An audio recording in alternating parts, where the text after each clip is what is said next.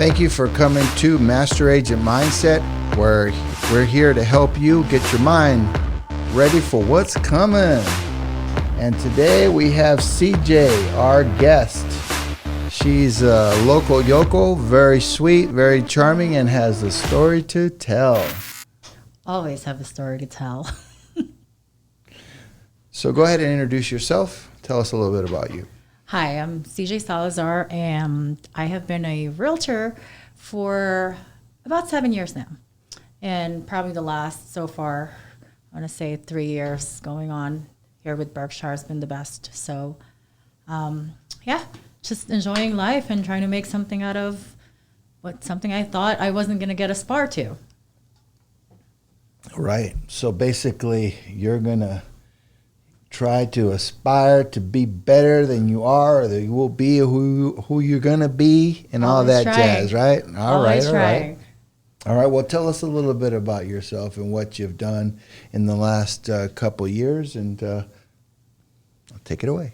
Absolutely. So I'm a mother of three amazing children. Most might not realize it, but, my youngest one serving our country in the Army, very proud of him. When I started in real estate, I originally actually came in as a receptionist temp for one of the commercial firms here in town. Absolutely. And at that time, I just needed something new to do to get out of the house. I mean, having my kids at that time was in school, I was bored. So when that position came, I jumped on it, and I got so intrigued about all this professional people coming in every morning and just making deals. And, at that time I got promoted as an office manager, and that's when I started really thinking, I want to do what they're doing. And, my mentor at the time, I came to and I said, hey, look, I don't know if you're allowed to name names, but I do owe a lot of what I am right now, Mr. Michael Dunn I think he's with MDL Group right now, which was Cushman and Wakefield at the time. I came to him and I said, look, this is what I want to do. And I have to say, I did ask him for his advice, any pointers that he could give me. At that time, I just didn't realize I took it the wrong way. But looking back on what he had said, I really told myself, wow, had he not say what he had said, and I didn't take that as I'm going to prove you wrong, I wouldn't be sitting here today enjoying essentially the best career I've ever had, and I can get as far as I can get.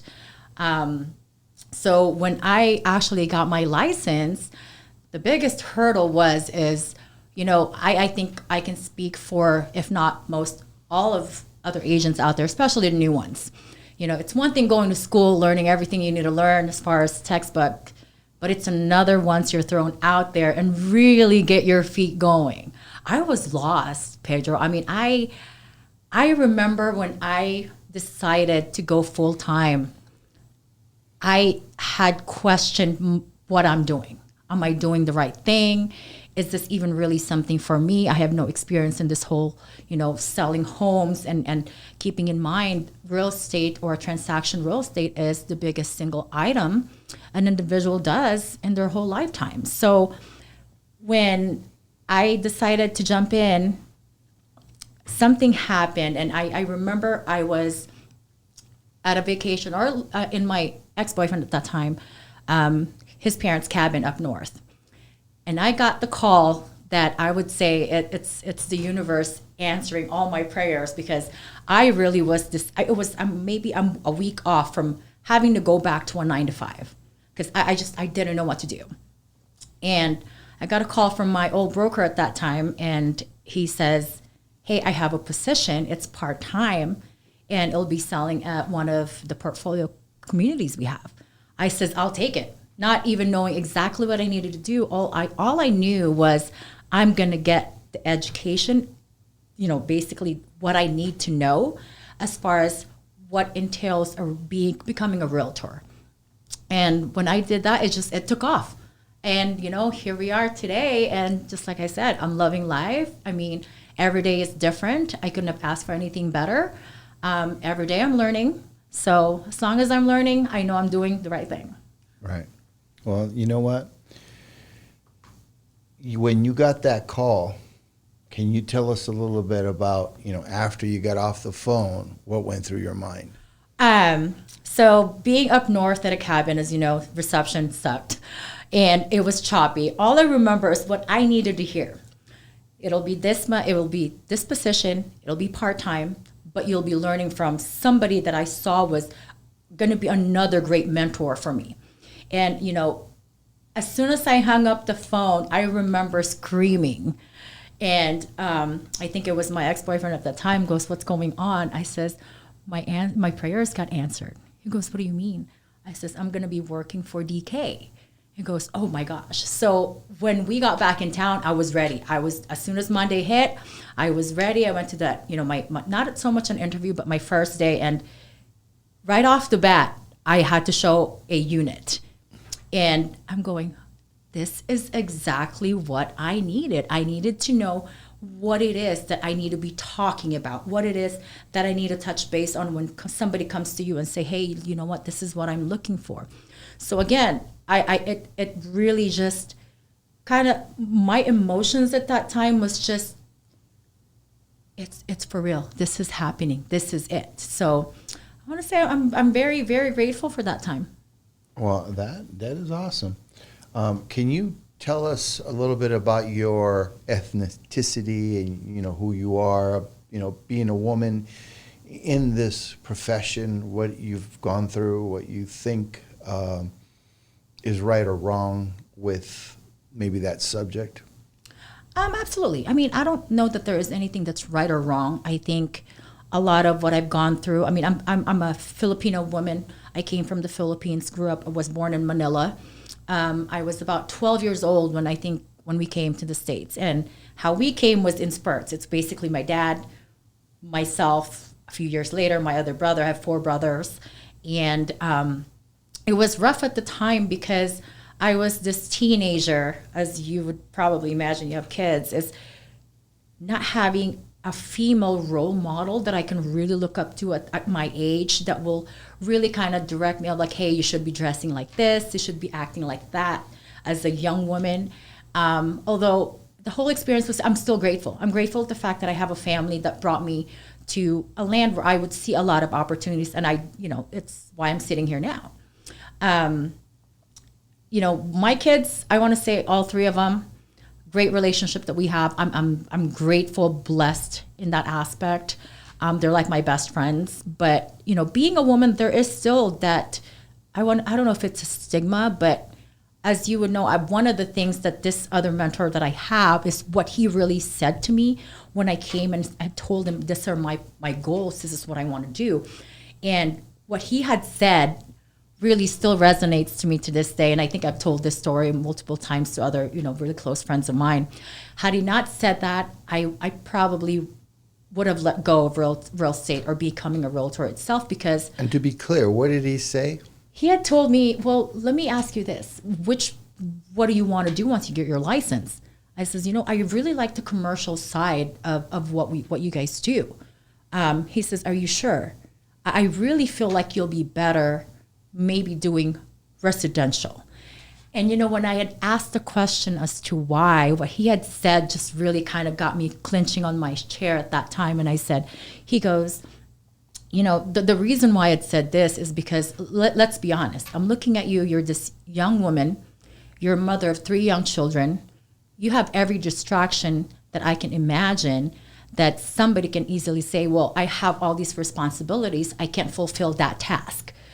At that time, I really took that as, so you're telling me because I'm a mother of 3 young children, I'm a woman, I can't do what you guys are doing? He goes, "Well, let me just say that if I was an investor and I came to, let's say, your office and I'm faced with yourself, let's say you're a realtor now, and a seasoned agent, man, who do you think I would invest my money to?" And that was what I took as, so because you don't know me very well and I look very young, I'm a female, and let's put aside as a mother of 3 that I just couldn't do what you're doing. So I think at first I took that as, gosh, did I just get discriminated on? But you know what? Looking back now, I am so grateful and still will always be grateful to every bone in my body to say, thank you for saying that. And I've told him this actually after my 5th year in becoming a realtor. I says, had you not said that, I probably would have been sitting here today. Like, I really feel like I needed to hear something that will really challenge me to my core and say, prove them wrong.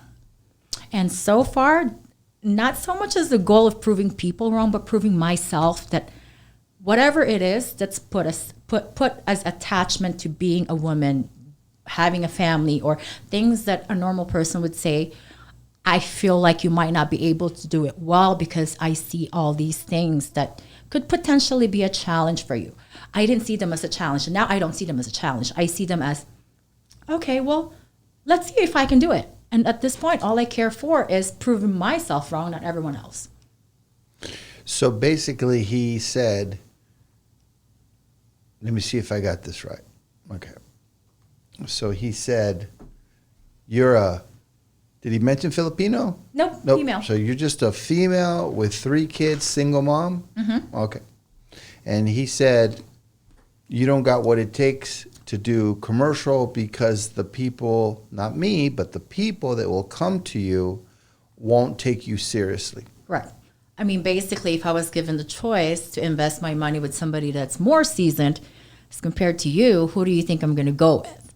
Right? So, I mean, I completely understand that. It's just the aspect of, wow, okay.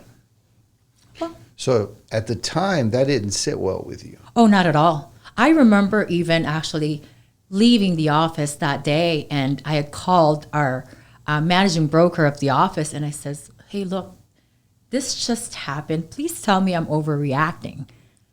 And, at that time, it was just like, well, what do you want to do? I says, no. I came to you just to let you know, maybe help me understand why that was said. And you know what? Whatever that managing broker of mine said at that time, I can't remember what it was, but all he basically says, well, how do you prove him wrong? So here we are. All right. So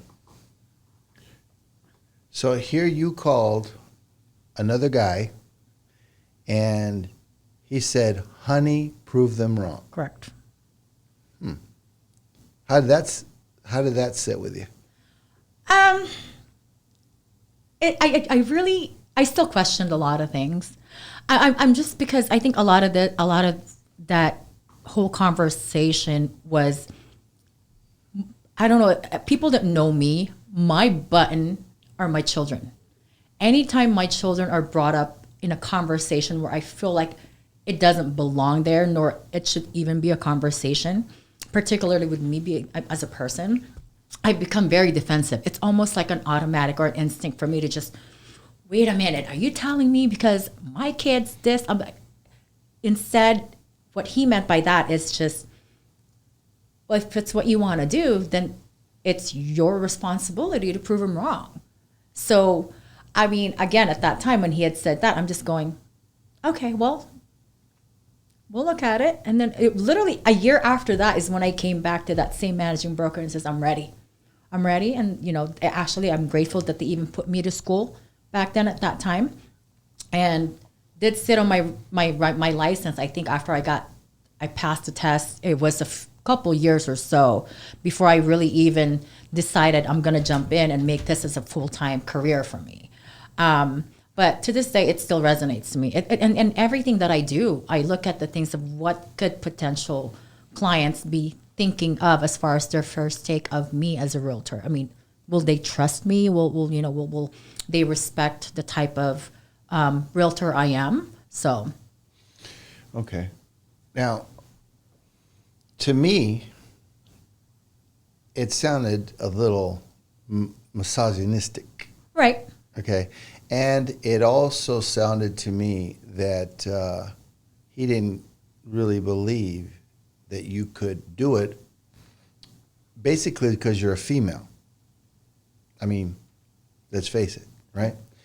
So I could relate as a guy telling you, right, that these are the probabilities, but I can't relate as a coach telling you that you can't do it.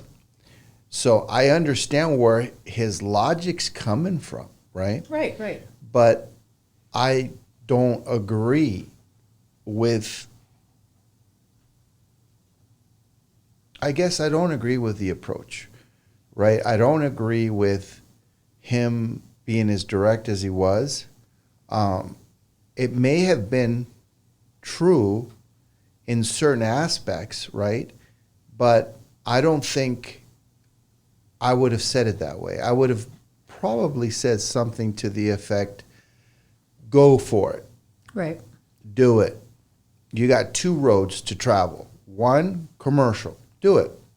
But I will tell you that most people, not genders, fail because it's not like residential real estate. And it's not because some investor is going to see you some way or another way. Because I can tell you, I've been an investor, right? Right. And I can care less if it was a woman or a man that's showing me $1 million complex that I want to buy. I want to make sure they're competent, not caring about gender. So disagree if there's opportunity. Correct. Then I don't think it's gender-based. So that's probably how I would approach it. But if you would have told me, look, I've got 3 kids, I need to make a certain amount of money every single month, and I've got these 2 roads. Pedro, what do you think? Exactly. You know what I would have said? What? I would have said your probability is higher in residential because you'll get quicker checks. They won't be as big as commercial, right? But people that are in commercial, they don't get a check a month, right? That doesn't work that way. Not the average commercial agent. Correct. For them, it takes 3 to 6 months, sometimes 3 years to close on a transaction. Sure, their checks are nice, Absolutely. right? And we only hear about the good ones. We don't hear that, they're also having to pay their mortgage, their car payment, food, and all that while they're doing their career. So I would have said that and let you make your own decision, right? And that's probably the deduction that you came up with, that you felt challenged. You were grateful for all they did for you. Absolutely. Right? And so you said, you know what? I'm gonna crush it in residential. And then later, I'll do commercial too. And if I want to do something else, I'll do that too. Am I wrong? Not at all. And we're doing that now.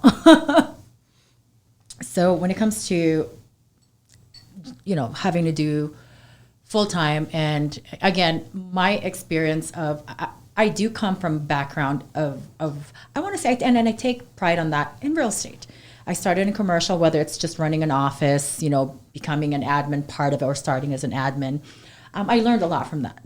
But then after that, and again, having to sit on my license after getting, passing the test, because again, I was still unsure. And at that time, it wasn't so much the financial necessity for me, because I was still okay financially. I mean, at that time, but I think the biggest push for me really was to really just say, you know what, you have gone this far, took the license, passed it. Now you're not doing anything with it. You're going against what you've told yourself after having to be told that you're a female, you're your mother, whatever. It was, I think, when I was running an HOA basically for a high rise, and having to see that aspect of real estate. Again, it's another branch of what we do. And having to know what HOA truly is, it's another lifestyle that you offer to a homeowner after purchasing their property, and knowing that it's relationship building. Guess what? I'm great at that. I'm great with people. I can connect. So that was one part that I think I never really understood on why somebody can or may not be successful in doing real estate. But after the HOA, I basically got to a point where after a few years, I knew I can run this in my sleep.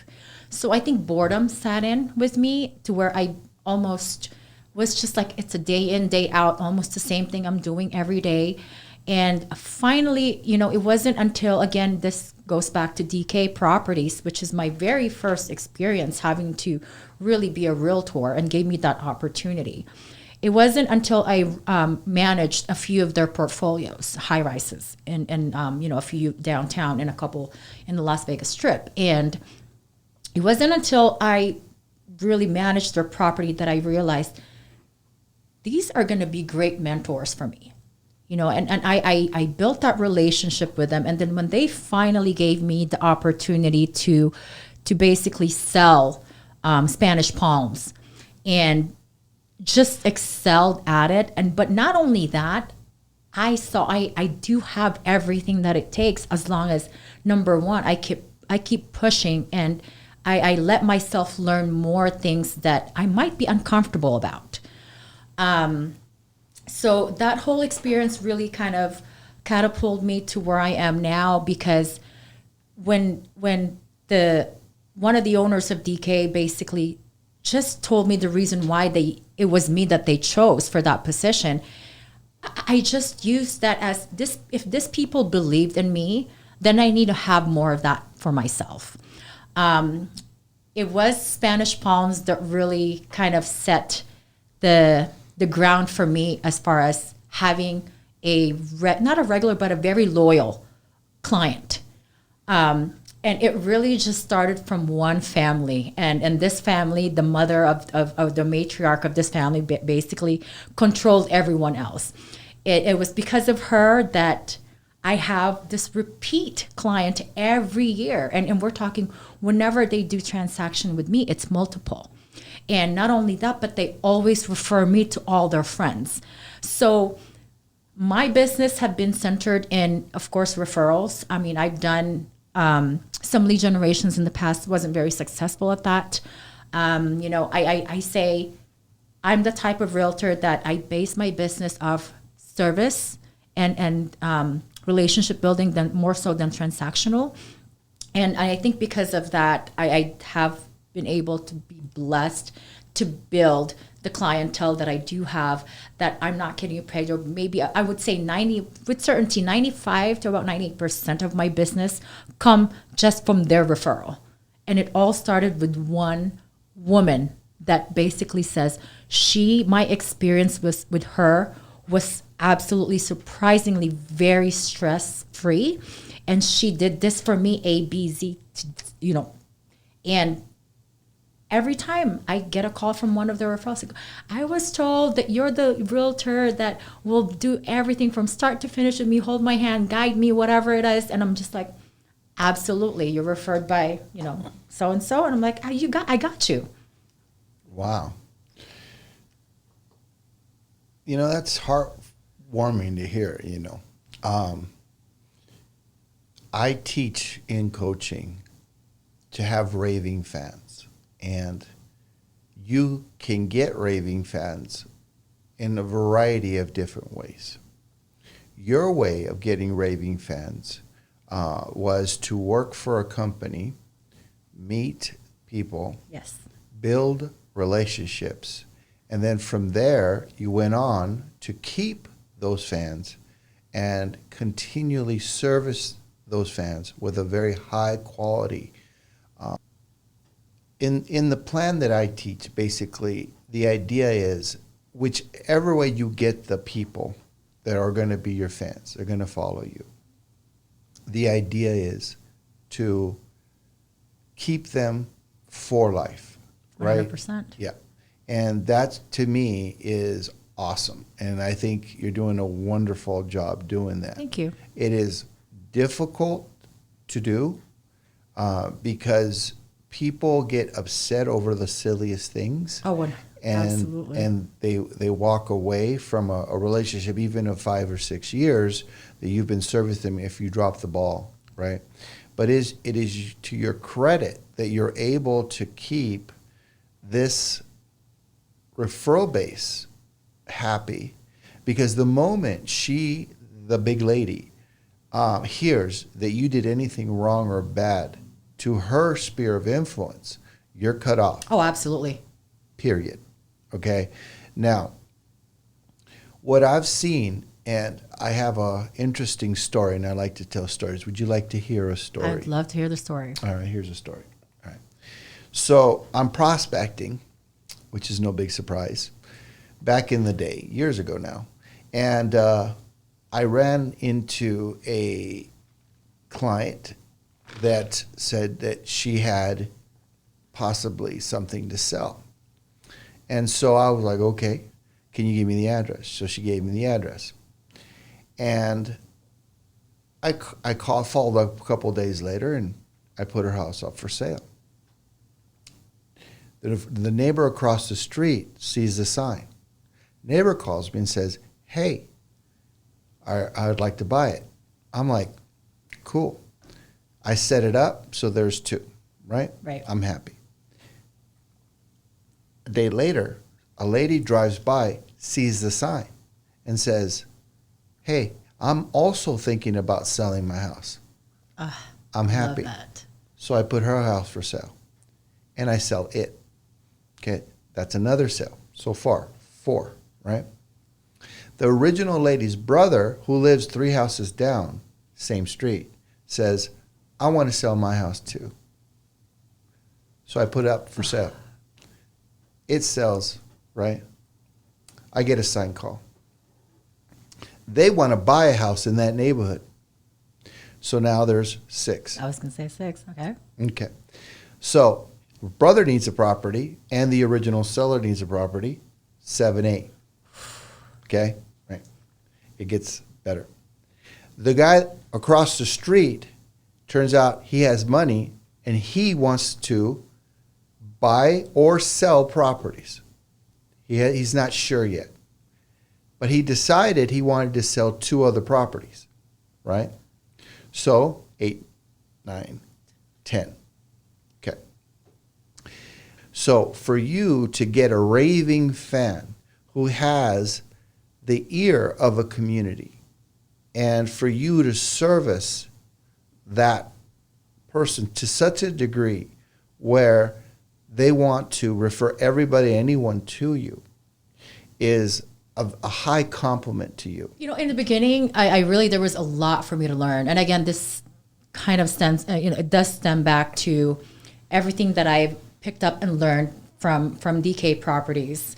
And it's one of the things, and he was my coach at that time, which also happens to be part owner of DK.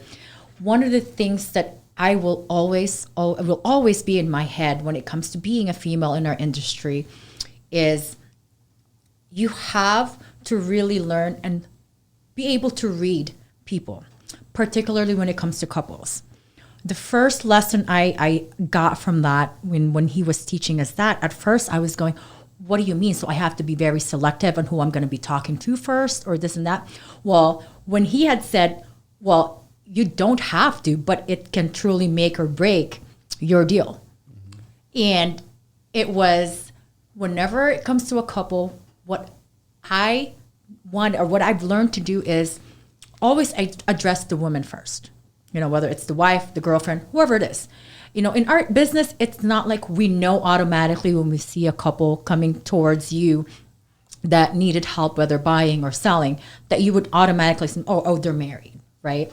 But the reason why I realized later on until now why he had taught me that is I see it. We women forget that sometimes whether or not our partner is the most successful one or the one that, you know, that we want to say the breadwinner. But a woman's input and power when it comes to a relationship is actually very strong. And I did learn that when it comes to doing real estate transaction. I made the mistake of they came into me as a couple, wasn't married yet at that time. But I did, when I met them first, I was addressing both equally. I was paying more attention to the female or the spouse. But when it came to the transaction itself, I realized I excluded her on a lot of the things. Well, guess what? Something came up in the midst of that transaction, and she felt like, I don't understand. I feel like I'm not being involved in making the selections of my own home that I'm going to be living in. And guess what? Transaction died. Wow. And, you know, it wasn't until I stepped back and I realized, you know, it makes sense. It really does. It sucks sometimes for us females. One of the other, you know, experience that I will say is when it comes to leads anyways, you know, especially leads that I'm getting from social media.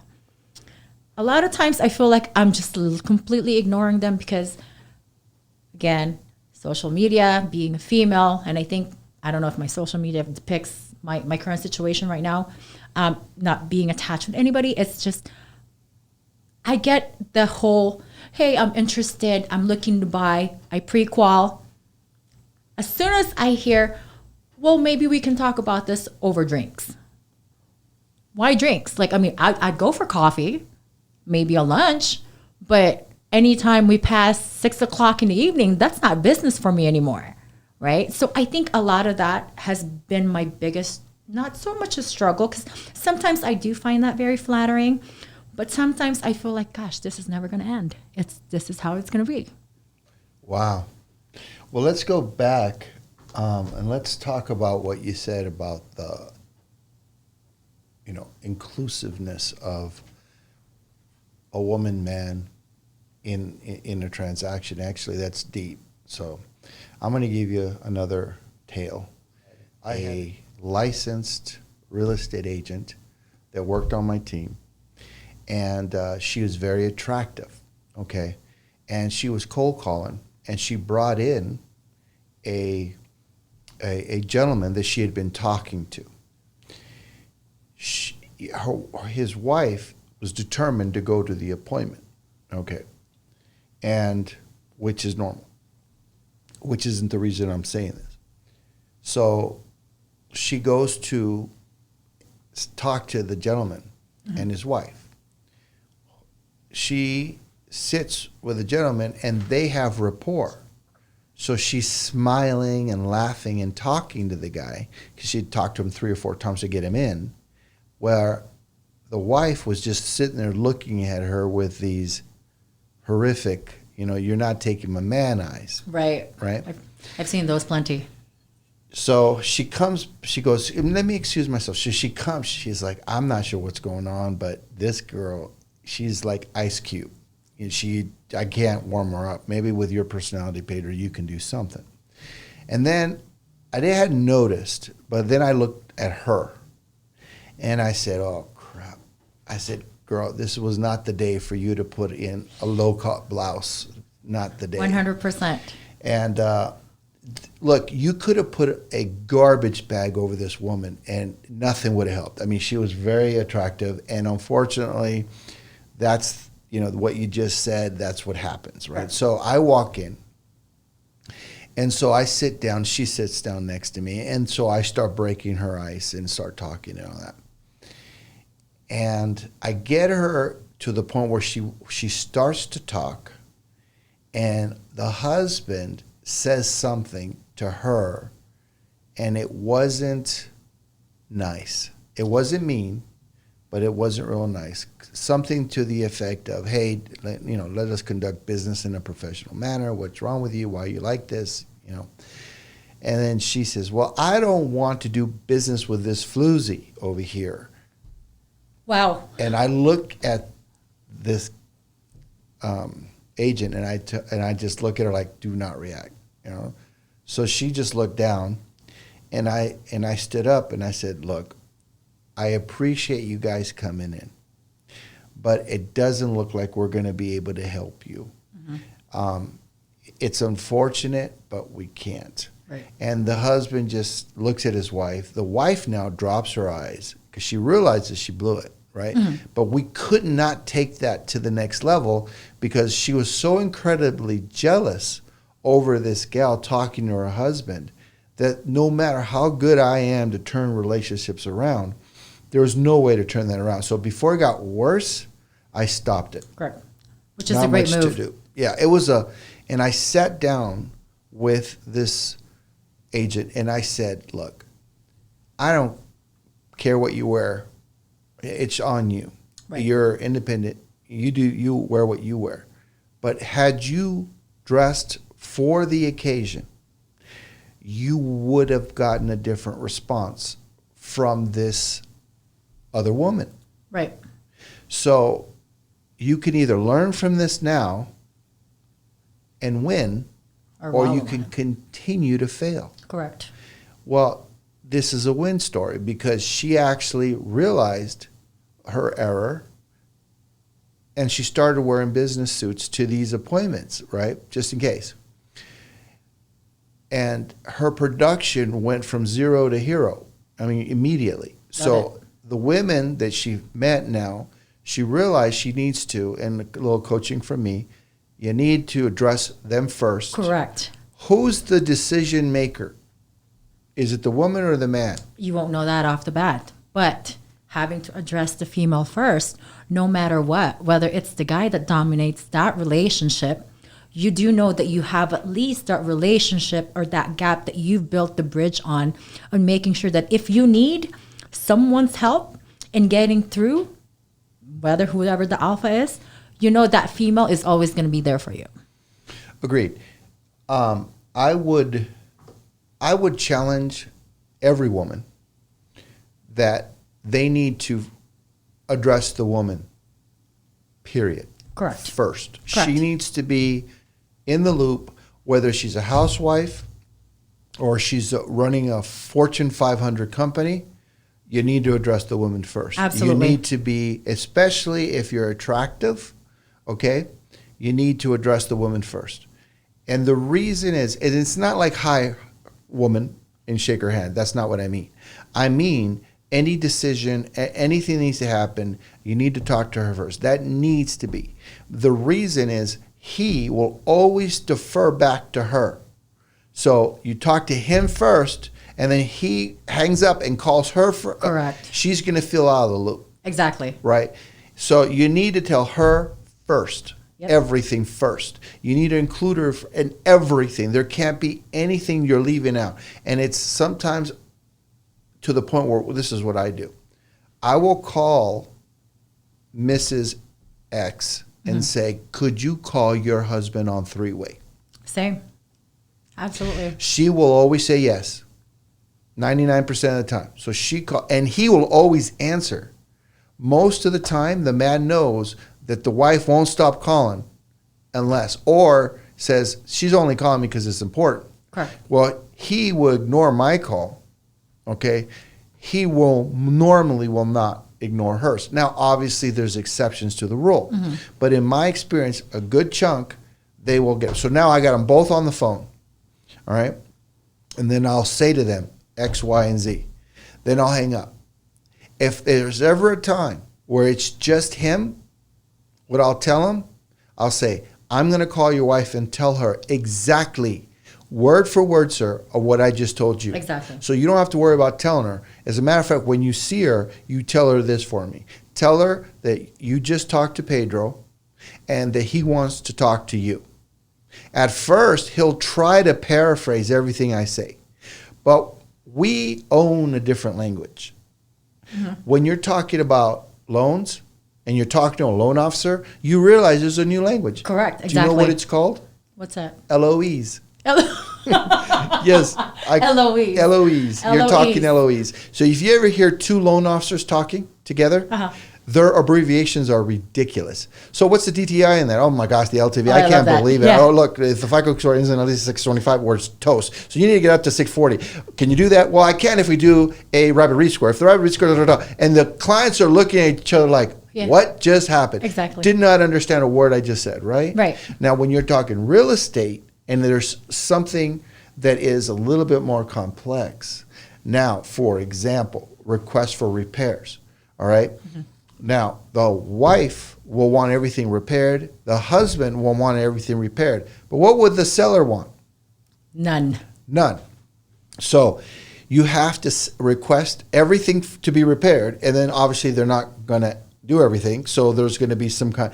So then you have to address both of them and tell them, because if you miss one, then what will happen is it may close, but you got a headache for either the man or the woman down the road. I told you. Exactly. I told you. And so how do you eliminate that and keep raving fans? You always keep them both. Keep them both. And now there's no reason for both of them not to be on the line. Absolutely agree. Okay, so on that note, tell us a little bit more about your experience. So going to what you actually had said, I mean, again, the beauty, one thing I really do, why I love what we do, is every day is different. It's not a boring I shouldn't say 9 to 5, but it's not a boring same day in, day out task where if I ever get to a point in my sleep and I can dream about it and I know that I can do the stuff or the task in my dreams, then yes, I get too complacent and I get bored. But that's why I love our business, because every day to me is a learning experience. And I think I'll use actually my most recent one, which I have a transaction that it's, we're waiting to close. And this is a great example because they're not married, right? But they're a couple. How long they've been together, that's redundant. I don't need to know that. All I need to know is that they are both purchasing a home together. When they first came to me, it was just the girlfriend. And we looked at this property and, again, it's a multi-million-dollar home. So I'm thinking to myself, this is a joint venture that they're doing, but she's the only one here, which means I'm not done with my job of selling them the home. Now I have to sell him the home as well. But how am I going to do it when they're not together? Because number one, not only is their schedule not allowing that, but one is in another state, the other one's here. So, cut the story short, by being with her, I learned how their relationship is. Who makes the decision the most? Who's the actual decision maker? Who sways the other person when the other person is uncertain of a decision that he needs to make? It's always her. So it got too interesting, and I'm loving this actual transaction that I have right now with them, because when she needs help, great example, when she says, I like it, CJ, I really want to make an offer, but, we got to sell Sean on it as well. I says, absolutely. But here's the thing. I've never met Sean. I don't know Sean's personality. And when I talked to both of them on the phone, she was describing the home, and I can already tell she's absolutely in love. She's in love with the property. She was telling him the main thing that actually sold her to it. And here I am taking mental notes. And one thing I've told myself was, okay, Verna, what do you want to do? Like, how are we going to get Sean? Number one, how do we get Sean here with his busy schedule to break away from the business for maybe a day? All we need really is for him to fly in for a day to take a look at the home. So that way we can put the offer in, get this in escrow. So she goes, CJ, whatever you do, just make sure that you let him know that this is something that I've been looking for. And let him know how many of the features that this home has check off our. And not the only time that she's referred to anything as mine or I is when it comes to interest in something that she really does like as an individual. But everything else, which I admire about the both of them, is ours. So I go, I got you. Don't worry about it. But make sure when he does, make sure that you point out this one feature in the backyard, right? So he comes in, he flies in for a day. I show him the home. Oddly enough, we were in that home longer actually with him. I was in that home re-showing it with him longer than I was with her. The feedback I got of, oh my gosh, I can see why she loved it. I can see why this and that. Let's go for it. So fast forward, we're in escrow. Now I'm having a hard time of, hey, I need you to sign this document. Hey, I need this from you. The lender needs that from you. So I'm going, this is a little convoluted. Like, how do we make this not conversation, but the communication to where it flows smoothly, right? Who do I go back to again? Her. Always her. She goes, CJ, why don't we, whenever you need something from us, like, let's do a 3-way call every time. Done. Guess what? As stressed as I got in the beginning, because I was really worried that, number one, we're in a time crunch and it's hard to get something from one person when his schedule was completely like almost, I can get maybe 10, 15 minutes at the most with him. But when she says, whatever you do, make sure it's a 3-way. Emails, even though it's just him that I need a document from, I'll say, hey guys, I created a checklist for them to make sure that this is what I need from Sean, this is what I need from Verna, and this is what I need from the both of you. But anytime I'm communicating anything, they're both involved. So I think in my experience when it comes to couples, and again, it goes back to being a female, is it's actually not that hard. If you just really learn to respect the relationship, and I've had it where a couple would come to me, I don't know that they're married, nor do I even know if she's going to be involved in the transaction, or is it just him purchasing it. I still involve her to make her more important, because I do know that if I ever come to a point that I need him to see my point of view, the one person I'm going to get advice from is the one person that's closest to him. I agree with that. And I want to be clear. It's not about male, female. No. It's not about man, woman. It's not about any of that. Nope. It's all about the couple and their inner dynamic. Correct. And I've closed everything you can imagine. I mean, it doesn't matter. I've done it. Okay. So I always look for who's dominant. Yes. And I give myself a mental note. And then I see who's the decision maker, because the one who's dominant isn't always the decision maker, right? Correct. So what I do is, once I made those two mental notes, okay, this person is the dominant in this relationship, but this person is the decision maker. So that way, with my technique of always being inclusive, I get to the point where if they don't answer my phone call, I always get their emails, and I do a text along, I call it group text. So I give them as much information as I can possibly give them through all three mediums if I don't talk to them. And because they also want the property or the loan as bad as I want them to close, because there's no point of doing this business and being sloppy about it. So you've got to be a professional, right? What I do is, once I find that dominant person, I'm good. And I'm going to give you something. What is a professional? What's the definition of a professional in your opinion, CJ? Great question. A professional to me is, and again, it doesn't have anything to do with a title, a responsibility, or a task. It has to do with how it's being executed. The delivery is very, very important. I mean, you can be somebody, again, let's take, for instance, what we do. You can be a great realtor and have that years of experience in your belt or under your belt. But when it comes to professional or professionalism, to me, it's understanding the other aspect of who you're in front of or doing business with. I mean, a professional, again, to me, I look at you, for instance, right? I mean, you can joke around. We can have exchange, maybe, cuss words here and there when it comes to just messing around in the office, one conversation. But when it comes to the business itself and doing real estate, I've learned a lot from you. You conduct yourself so professionally that I do know whenever you're saying something, I am deciphering your words to see which one I can take in and apply to my business. That to me is what a professional. Wow. And thank you for the compliment. But I have a really interesting story about a professional, and it's kind of a joke. And the way it works is like this. Jokes. I like jokes. And it's not a funny joke, but it's a pointed joke. Okay? Even better. So this guy goes sees a dentist, and he sits down and he tells the dentist, hey, I've got something going on here, and it hurts real bad. So open up. Dentist looks. He goes, ooh, you got an abscess, brother. We got to take the tooth. There's no way around it, and it's got to be done, or your pain is just going to get worse.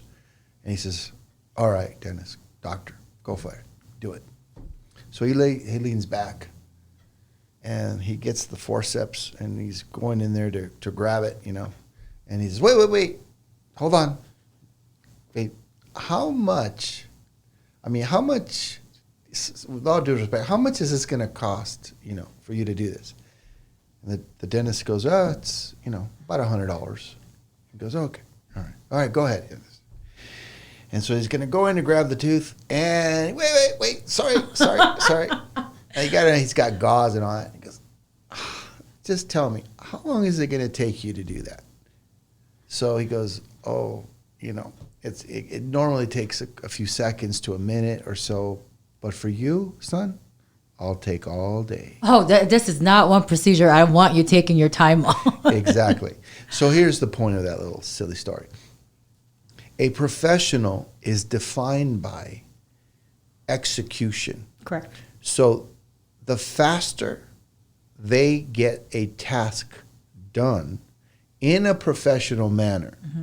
So if you've ever gone to a gourmet restaurant, and I used to work my way through school by working in gourmet restaurants, busboy and waiter, whatever, until I moved to California. Then I was just hauling carts at Ralph's Supermarket, which really sucked. But anyways, we won't talk about that. The point is, if you are a professional waiter, you can't be interrupting the conversations with what you're doing.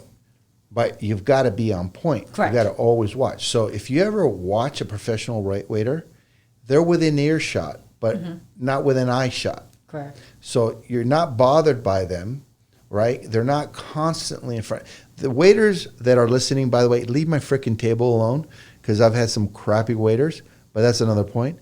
So the waiter that's good is going to see that you need a refill and will know if you want a refill. Absolutely. Or those guys that just come in and fill you water. Yes. And will reach over while you're mid-conversation. And they'll ask you what you want while you're talking. No, that is not a professional waiter. Professional waiter. And I learned from like 80s. I started in the 80s in some of the best restaurants on the Strip in Las Vegas. So trust me when I tell you, these really guys. Want to say 80s? I do. I'm old. What do you want? So, you've got, it's an art, but the art isn't. It isn't in just the ability to serve a large amount of food and bringing it hot. No. It is the ability to cater to the person's need, understand what the need is before they ask, and then do it in a way where you're not visible. Absolutely. Right? You don't want a freaking good waiter that's sitting there part of the experience. I don't do the Disneyland gourmet waiter. I hate that guy. That comes up and sits next to you. Oh my gosh. No, I want someone that's not even there, because I'm either having a wonderful dinner with my wife and children that I want to talk to them and experience that dinner with. Right? Or I'm sitting doing business and it's serious, right? Correct. Okay. So if you plan your life as a professional and do and execute your task, then you actually create less work and happier clients. Absolutely. Right? Agree 100%. Most agents that I've had that are within the first 3 or 4 years of being an agent are absolutely go bananas crazy. They are not understanding. They're allowing things to get out of hand. They're missing deadlines. They overcomplicate things. They're complicating the crap out of their lives. Yep. And at the end, they're like needing therapy. I mean, seriously, they hate people. I have a few friends also in the industry that does. And to me, I ask myself, I've been doing this for 7 years. Not once have I ever thought, do I need a professional therapist? Well, they kind of do, because that's how they live their lives, man. And so all I'm saying is this. If you're going to be in this business in the long haul, then they got to follow your example of having raving fans in whichever way you get them, and having people follow you and having them respect you. That's important. Yep. And then not making it about you, but about them. Correct. I think a lot of realtors or agents in our industry right now are forgetting that main component of what we do. What we do is not about us, which is, I think I heard this from you, Pedro, when I first sat in that cubicle in front of your office, which again, I'm a believer of, how things work, how things line up. And I remember you saying something to me of, when you talk to a client, do you listen to what they say, or do you sell yourself? And I think when you had said that just a few minutes ago about, this isn't about you. I mean, I'm pretty sure if they want to know how many years you've been in the business, how many transactions you've done, it's public information. They'll look you up, right?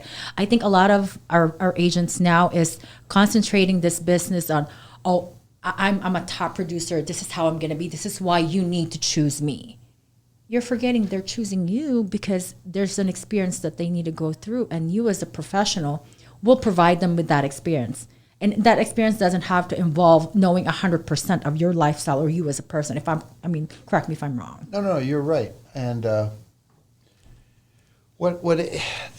guess I could talk about my superhero analogy now. I love superhero analogies. Yeah, that's a good thing. So here it goes.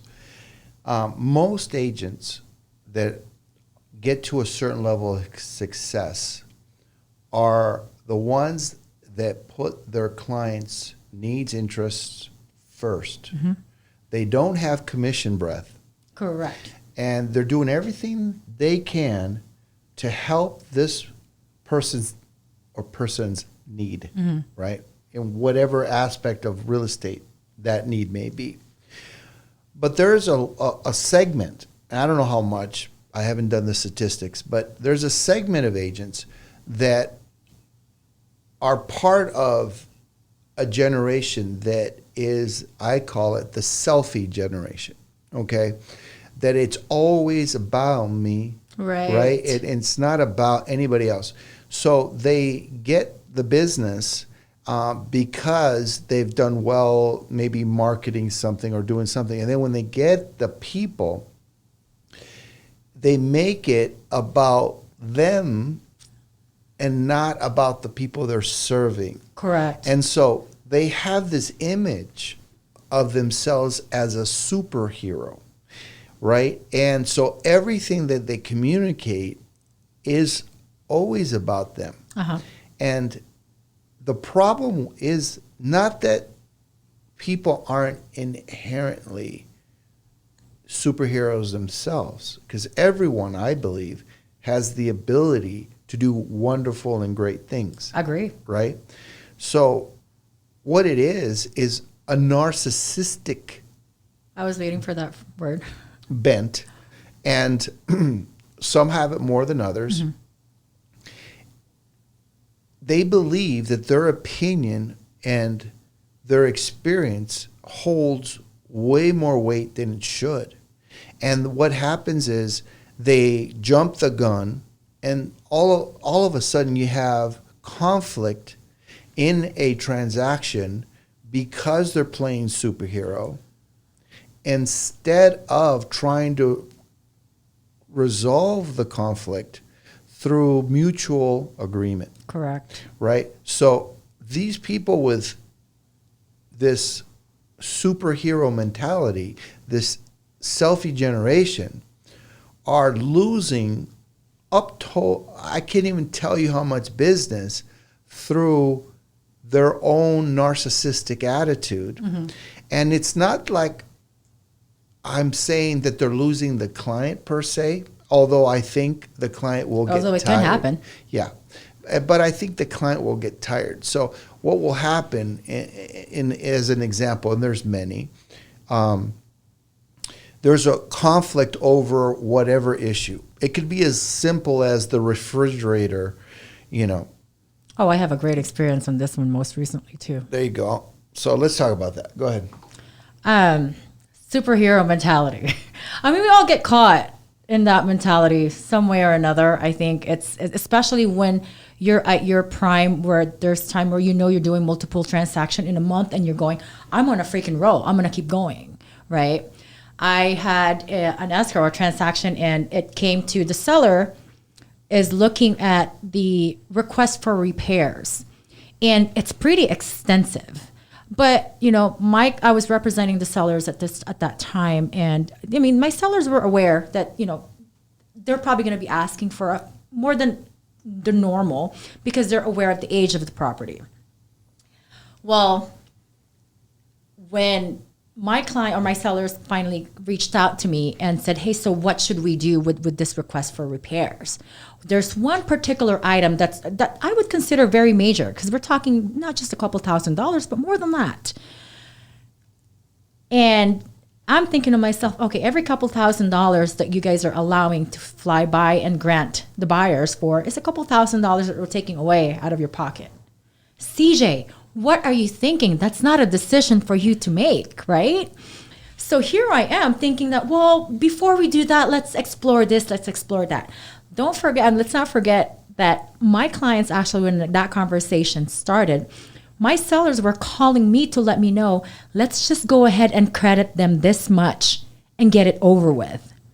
But because I wanted to be a superhero and go, why would you want to just throw away $8,500? That's a big chunk. Why don't we do this first? God behold, I opened Pandora's box. Guess what? Presented it to buyer. Buyer says, well, hold on 1 second. This is a major item. What if this is more wrong with it after we open it up and this and that and this and that? So now the back and forth happens. After the 5th back and forth with my seller, they've completely had it. Like they're stressed already. They don't know whether this is something that, are we just wasting our time?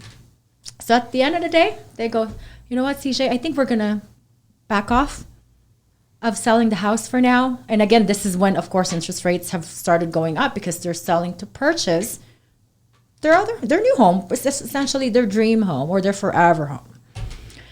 So because CJ wanted to put a cape on and say, I can save you to $8,500, let's not give him all of that. Completely dead transaction.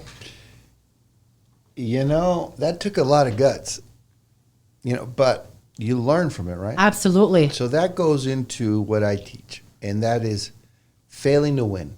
Mm-hmm. You need 10,000 hours, as per a book called Outliers that I recommend you guys read, to be able to be very competent and a professional in an industry, and that's what the study came up with, and I'll just use that. What happens is, the reason as an agent you become competent is because you've fallen on your face so many freaking times. Absolutely. Right? And made so many stupid mistakes that eventually you realize there is a way through this maze, mm-hmm. right? But you always got to remember this, whoever's listening. You were hired to do what? Sell a house. Sell a house. Right? Mm-hmm. Is it your responsibility how much money they're going to net? It's not at all. Not at all. Not at all. It's not your money. It's not. That's why it's the first thing that we do. Usually with my listing appointments, the first thing that I do ask, what's your financial goals in selling? Right. So since it's not your money, right, then you shouldn't be putting on that cape. Absolutely. It would have been way easier had you just gone to them and said, the buyer wants this, and they say, what do you think? You say, well, to do a repair, I can go and have 3 or 4 quotes for you, and then I can get that information. It's going to take a couple weeks. Do you want to wait that long, or right. at least a week? What do you want to do? They're just wanting $8,500. I mean, you guys could do the math. I don't know. I'm no contractor, so you can figure out how much it's going to cost, and then right. you can just get back to me. But, we only got tomorrow till 5. Exactly. So let me know. Now you backed up from that situation, and then there's going to be pillow talk. Honey, what do you think? I don't know. Well, my brother's a blah, blah, blah, blah, and my sister's a blah, blah, blah, blah. Let's call them. They call them. Their own experts. They come back, oh, dude, that's going to cost $10,000. Right. They call you the next day. You know what? Yeah, well, yeah, we'll be good today. Yeah, we'll give them $8,500. That's good. Okay, all right, thanks. Now, something so simply resolved, all right, wasn't simply resolved. And so now you've got people that are not serviced. They didn't get their house sold, mm-hmm. right? And now the rates went up. Yep. And they may be stuck in that house for a while, right? Now, is it your fault? The answer is no, because they chose still not to relist it Correct. With you, right? So, yeah, it got convoluted, all that, but it's still not your house. Listen, as good as you are, and I am, all right? Thank you. Yep. We're not that good. We will never sell a house to anybody that doesn't want to sell the house. Correct. It's just not going to happen. right? Exactly. It's their asset, not our asset. If you hire me to sell that, you got a problem. You know what that is? What's that? I'm going to sell the damn house. I think you actually helped me with this transaction at one point. Probably. You did. I know you did with this client. I know you did. Yeah, but here's the point. The point is, eventually, what will happen is you'll, as an agent, okay, a master agent, you're going to see when these possible conflicts can happen, and you're going to work through them with your client. And as long as you maintain a distance, a respectful distance. I'll give you an example, okay? You meet someone for the first time, and they're your best friend's best friend of like 2 years ago, right? Okay. And you're all sitting there, and they're all really cozy with each other, happy, and you're really cozy with that person, and you're all happy. But are you cozy with the other person? No. But yet, because of transference, you're still laughing and Absolutely. having fun. But if she makes a play to you to give you a hug, you're going to hug her just like your friend, you would have hugged your friend. Mm-hmm. So it's called transference. So you transferred the relationship you have with one with the other relationship, and you all hugged, and you feel great just like you did with your best friend. Right. Okay. So that works in that SOI scenario where they're referring you and you're feeling really good about them, and eventually you have a really great relationship because of the third party. Right. That's why SOIs are easier to close than anybody Absolutely. else. Okay, so when it's a situation though, whether it's an SOI, expired, just as it just sold, open house, whatever, you have to act with a respect like you would have met someone at the DMV line. The very first time, exactly. Yeah. You need to remember that you have to give them all the information so they can make a decision. That's one of the reasons doing business with family and friends is so freaking hard. Oh, gosh, yes. It's probably, in my experience, the business that I've done with families is probably more convoluted. And sometimes I go back and I go, oh, gosh, could I have done that any better? You would think because the relationship already exists that it would be just a breeze through it. But those transactions are probably the more complicated ones, I would say. I would say. Well, I want to thank you for being on the show, and I'm going to give you the last word. So why don't you take the last word and tell us what you got to say. Just as far as thank you for having me, by the way. It really is a privilege and an honor to sit here in front of you today and being in your podcast. And to all your listeners, just my biggest thing today is in whatever you do in life, don't ever stop and think that the learning ends. I in my experience and the things that I've been through, the moment that I do get complacent and think that, I'm great at this. I can do this in my sleep, and I'm the best at this. There's no more learning that needs to be done. That's when I know that things are about to go in a direction that's not beneficial for me. But when I open my heart and my mind, and I'm a very spiritual person, so it doesn't just have to do with the universe, but him above. I've always got him every night. I thank him, whether it's good experience or not, because those bad experiences, I transform them into lessons. And whenever I do that, my emotions and my state of mind shifts from the blaming, the I wish I woulda, coulda, shoulda type situation to, I get it. Okay. So that whenever that situation comes up again in the future, I look back and I go, wait a second. Okay, when I put my finger on that, I got burned. So I'm going to do it differently this time. But, just stick with it. Know that every day there's always something to learn, whether it be as simple as how you do your transactions or how you do your documents. But to me, I'm grateful at everything that I've got, because I wouldn't be here had it not been all the hardships and, my turbulence and everything else in life, because I'm stronger this time around. And so you are. Yeah. Thank you for coming to a Master Agent Mindset. Have a good one.